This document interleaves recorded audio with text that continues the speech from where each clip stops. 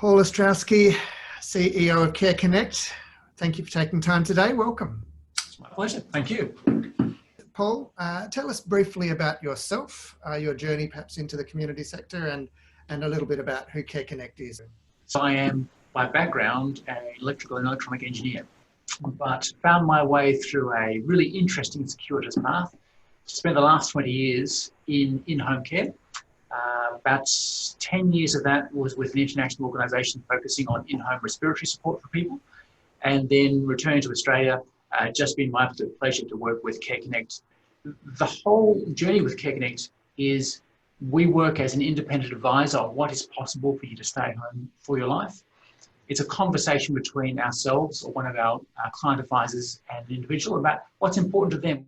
So we build a plan to make their life possible at home, to make sure they're able to do the things that are most important to them.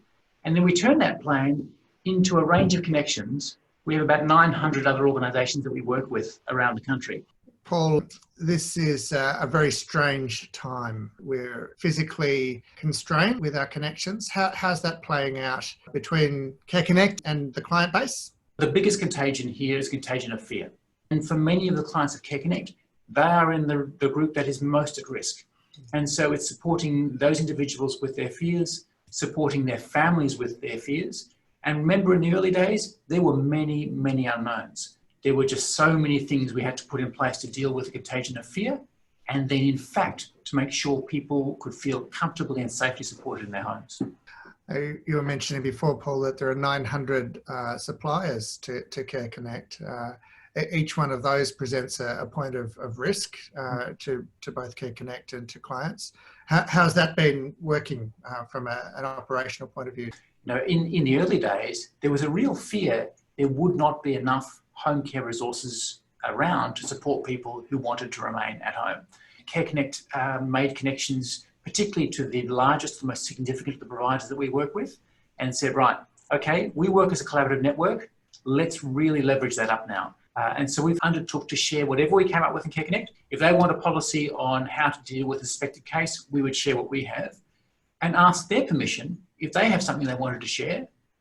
If they gave us the okay, we would retransmit that out to our network of providers. And we found that even though in some cases we actually compete with those organisations, and I was just so impressed with the way former barriers were put aside because we had a common goal as organisations. How have you found you've had to change Care Connect's service offering to adjust to the constraints of the day? We very quickly went through a process, came up with a principle-based framework that we're working with that holds to today about how we work with clients, our staff and our providers, and on what basis do we make decisions. From that framework, you go through a process of triage, and that involves, in many cases, real conversations with the clients themselves, support those most in need, and find alternatives for those whose needs are perhaps not as significant. We've retasked a large part of our workforce to literally just checking in. And for some clients, we're checking in every couple of days to once a week. But we absolutely do find situations where we make a call and discover that Mrs. Smith, while she was doing fine the week before, suddenly is feeling extremely isolated, or is not doing fine, or something happened to the power and the freezer's gone and everything's gone off in the freezer and suddenly she's in food stress. And that call that we made makes a profound difference because you go, all right, everybody into action, we need to get things out there to support Mrs. Smith. Then there is an understanding that those relationships that get built up through home care, and in particular, I feel in the Care Connect model, these are like a community fabric. And there's a fabric that may get stretched in different circumstances, but it's a fabric that creates a safety net in an environment like this. Are there any services that have just not been possible?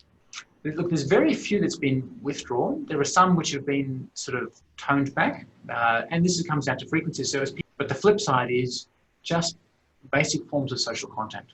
We've had individuals who may have had their house cleaned by Beth every week. Now they've reduced that, but what they've discovered is it wasn't the house cleaning, it was just the conversation that was being had with Beth while the house was being cleaned that really made a difference to them. So we said, okay, well, let's organise for Beth to pick up the phone and have a conversation. Or can we do this in some other way, which is social? Could Beth attend the house, sit in the front yard, maintaining social distance, and just have that conversation? and keep that social connectedness. Talk about internal to Care Connect and the impact on the team. Are the team still in the office? But I would say 95% of the organisation is now working from home. We did this so quickly. I've shared with the team that if we had tried to do this by plan or design, it probably would have taken 6 months. In reality, from go to woe, it took about 10 days. But actually what we've discovered with modern technology, routing out a centralised call system to multiple people's homes is far, far easier to do than we had expected. We have the vast majority, all but 3 staff, were having calls routed out very effectively to VoIP-based handsets in their homes. They join the queue every day. They perform their jobs. We can see how they're going based on all the sort of call monitoring capabilities and KPI monitoring capabilities. And how's the effectiveness of the team been? Home has different distractions to work. We in Care Connect have built what we're calling like team culture plans. We started with the executive. Okay, we'll start our day. We'll go from personal to work mode with a huddle, and it's just done by Zoom. We created this thing called the Care Connect Chronicles on the internet, where we encourage people to share stories about what might be working for them. And we have teams that we discovered were doing Friday night drinks. They're fantastic. We had other teams that were starting the day with exercise group sessions. I was just so inspired by how people were shifting and pivoting and adapting and supporting each other. You just go, this is fantastic. And we draw energy from that. You alluded before to the fact that there have also been some challenges through these weeks. There are moments where you fear very, very deeply for the people that you're here to support. Then you have our staff. And then we have any other organisations. We refer to our service providers, the 900 organisations I referred to before. What are we doing to make sure that they're safe as well? Because by action or inaction, a failure to know that someone is affected by the virus and to communicate that appropriately whilst respecting privacy, we could expose people to risks. Absolutely. You just can't walk past that. There has been a lot of dialogue in the media about a perception of aged care. When you work in the sector, you live it. You understand how deeply people care about what they do, but also there is a palpable sense of fear. Fear that if we drop one ball and the virus comes into a residential care facility, what that will mean for residents and for the people who work there. Aged care is not a well-resourced service in this country, not nearly as well-resourced as it should be. Do you see any crossover between what's happening with the COVID-19 situation and the Aged Care Royal Commission that has kicked off over the last 4 or 5 months?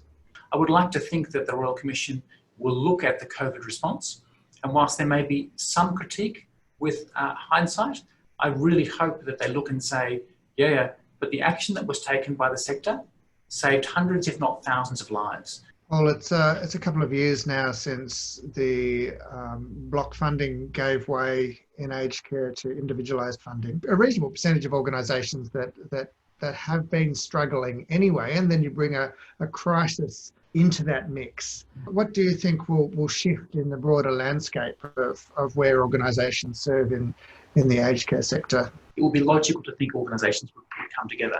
And I suspect that will happen to some degree. What I've come to know working in the community sector is we are so driven by purpose and so driven by passion for what we do that giving up doesn't actually come easily. We don't want to give up, but this is not necessarily giving up. This is how could we be better and fulfil our purpose better if we partnered effectively with another organisation. So I suspect there will be some of that, perhaps not as much as people anticipate.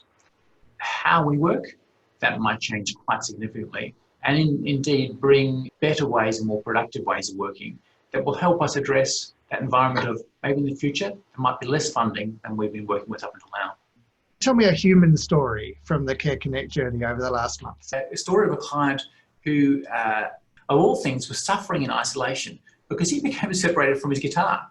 So he'd been travelling, the guitar that he so loved, somewhere else in another city in storage. And he's sitting there at home, he's isolated, and what is causing him to be most deeply distressed is he can't play the guitar. And so the client advisor is going, okay, well, most other services have been cancelled, what can we do? So she first of all started talking with her friendship group, does anybody have a spare guitar we could loan? So the talkback radio station got this story that we must be able to come up with a guitar from somewhere. And lo and behold, they had numerous offers of guitars. And so she was able to go to the radio station, maintaining social distance, get a guitar, make sure it was all decontaminated, etc. Take the guitar, maintaining social distance, hand it over to the client at his door. He was delighted. That story's gone right across the organisation and has carried us a long way. The value of storytelling. Yeah. Because one gem like that can lift hundreds, if not thousands of people when they hear a story like that. And that kind of storytelling is contagious. Now, that's a contagion that we could really benefit from. Well, Paul Ostrowski, CEO of Care Connect, thank you very much for taking time today to share with us. It's been my pleasure. Thank you.